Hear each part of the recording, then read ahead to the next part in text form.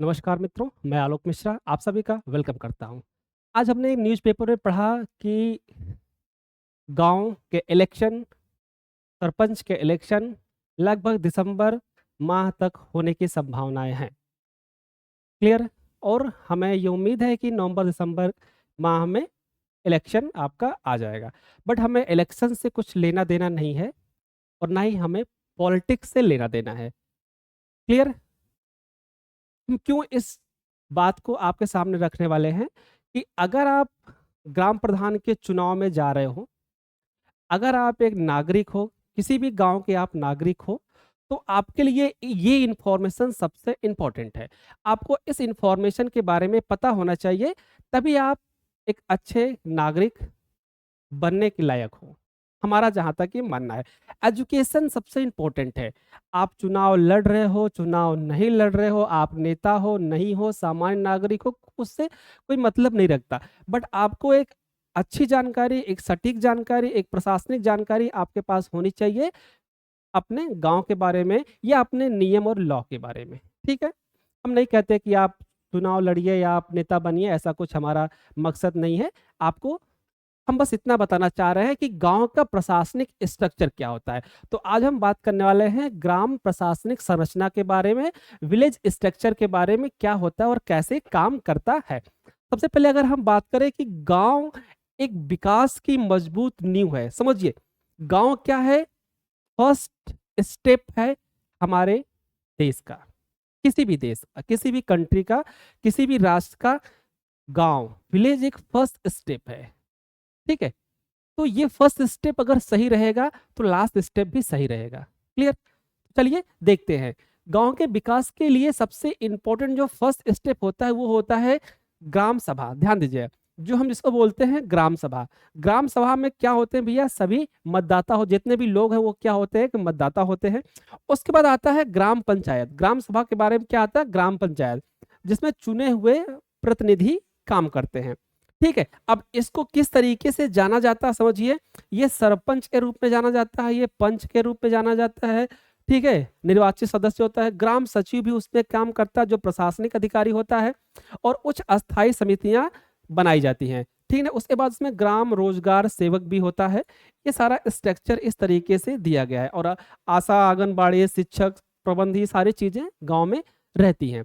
तो अगर बेसिकली एक स्ट्रक्चर की बात करें हम, तो इस स्ट्रक्चर के बारे में अगर हम थोड़ा-सा जानने का प्रयास करें। देखो, अगर आप चुनाव लड़ रहे हो, अगर आप गाँव में रह रहे हो, या आपको कभी भी फ्यूचर में चुनाव लड़ने की मंशा है, तो आपको अपने स्ट्रक्चर, प्रशासनिक स्ट्रक्चर के बारे में पता होना चाहिए, गाँव के चुनावी प्रोसेस के बारे में पता होना चाहिए, और गाँव के प्रशासनिक नींव के बारे में पता होना चाहिए। तभी एक आप अच्छे नेता या अच्छे नागरिक माने जाएँगे। तो चलिए हम इसी के बारे में बात करेंगे कि एक्चुअल में गाँव का प्रशासनिक संरचना क्या होती है, और उसके बारे में हम लोग थोड़ा डिटेल में समझते हैं।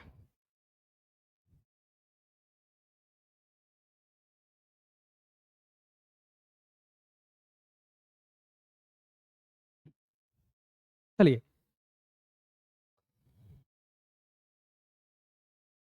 ध्यान से समझेंगे।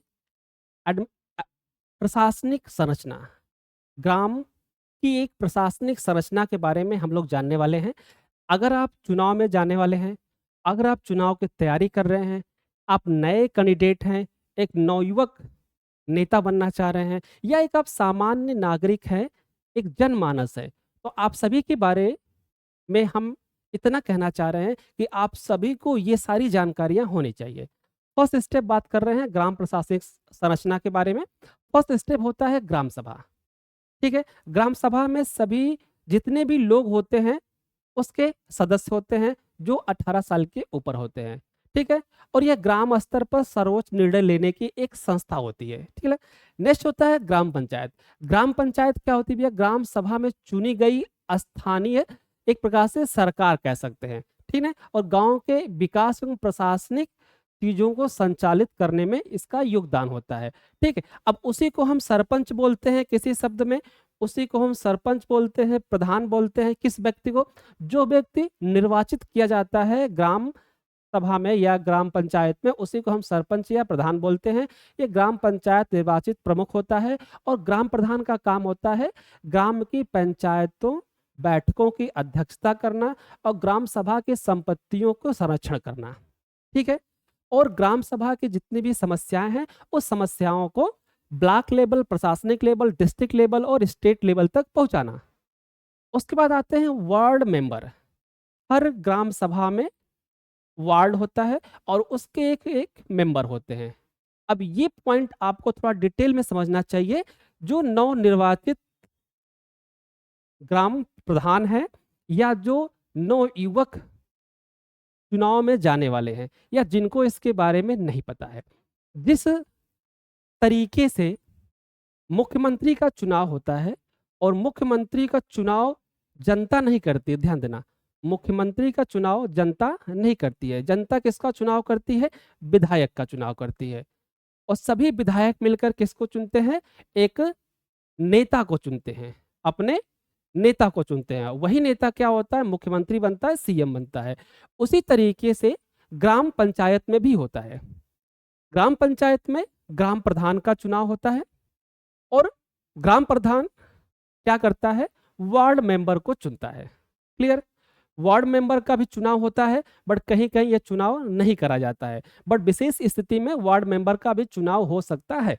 तो जब ग्राम पंचायत होती है, ग्राम प्रधान होता है, तो ग्राम प्रधान जितने भी गांव में वार्ड होते हैं, हर वार्ड का एक मेंबर होता है। ठीक है, अगर आपके गांव में 10 वार्ड हैं, अगर आपके गांव में 10 वार्ड हैं, तो आपके 10 मेंबर हो गए, वार्ड मेंबर हो गए। क्लियर?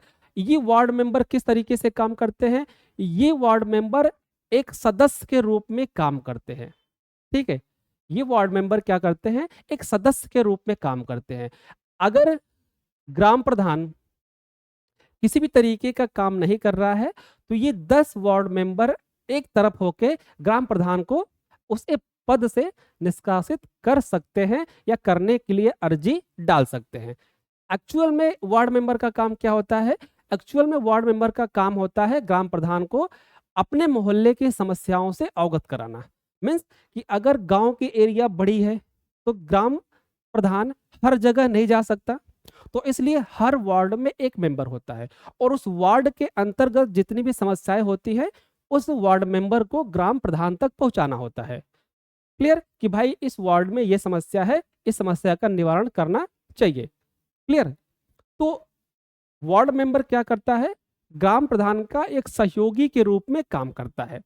ओके, कभी भी ऐसा अगर लगता है कि ग्राम प्रधान वार्ड मेंबर का नहीं सुन रहा है या वार्ड सदस्य की बात नहीं सुन रहा है, तो सभी 1/3, कभी कभी 1/4 होता है, लेकिन 1/3 वार्ड मेंबर मिलकर ग्राम प्रधान को हटाने के लिए अर्जी दे सकते हैं ब्लॉक लेवल, डिस्ट्रिक्ट लेवल या अदर लेवल पर। क्लियर?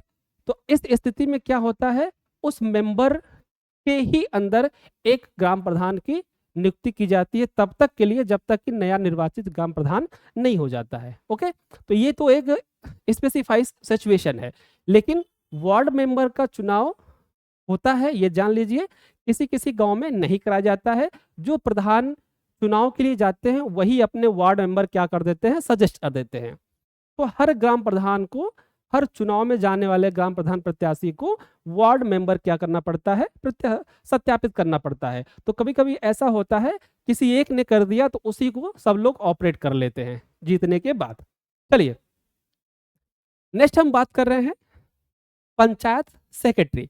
पंचायत सेक्रेटरी होता है, ये एक प्रशासनिक अधिकारी होता है जिसका काम होता है प्रशासनिक और रिकॉर्ड संबंधी कार्यों को प्रबंधन करता है ये, और सरकारी योजनाओं के क्रियान्वयन में सहायता करता है।